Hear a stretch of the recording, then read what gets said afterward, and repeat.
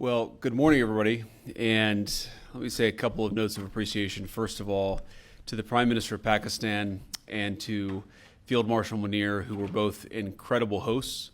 And whatever shortcomings in the negotiation, it wasn't because of the Pakistanis, who did an amazing job and really tried to help us and the Iranians bridge the gap and get to a deal.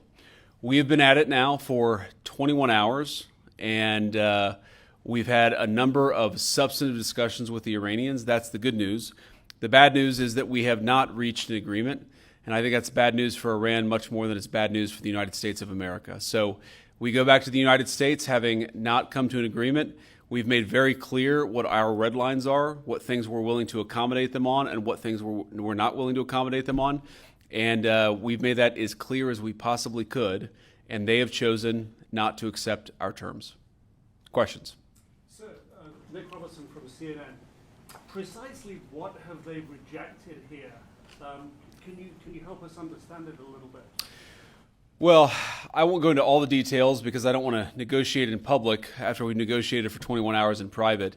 But the simple fact is that we need to see an affirmative commitment that they will not seek a nuclear weapon, and they will not seek the tools that would enable them to quickly achieve a nuclear weapon. That is the core goal of the President of the United States, and that's what we've tried to achieve through these negotiations. Again, their nuclear program, such as it is, the enrichment facilities that they had before, they've been destroyed.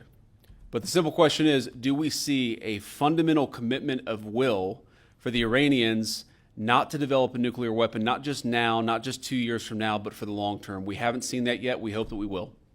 Jen? Was there a framework on anything? And also, did the Iranian frozen assets come up? And did you reach any conclusions on those frozen assets? We talked about all those issues, Jen, and we talked about a number of issues beyond that. And so certainly those things came up. But again, we just could not get to a situation where the Iranians were willing to accept our terms. I think that we were quite flexible. We were quite accommodating. The president told us, you need to come here in good faith and make your best effort to get a deal.